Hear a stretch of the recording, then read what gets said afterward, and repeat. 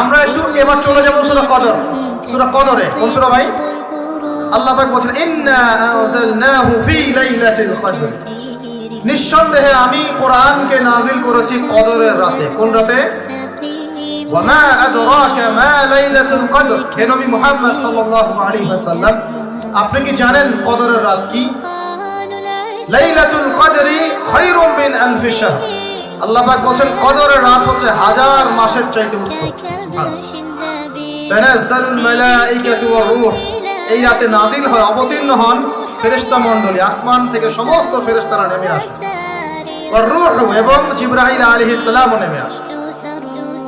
তানাজ্জালুল মালাইকাতু war রূহু ফিহা বিইذনি রাব্বিহিম মিন কুল্লি আমর, এই রাতে আল্লাহ পাক তাকদীরের ফয়সালা করেন প্রত্যেকটা বিষয়ে।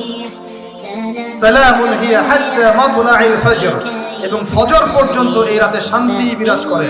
শান্তি, শান্তি আর শান্তি। এই রাতে যে ইবাদত করবে হাজার মাস ইবাদত করার নেকি পাবে।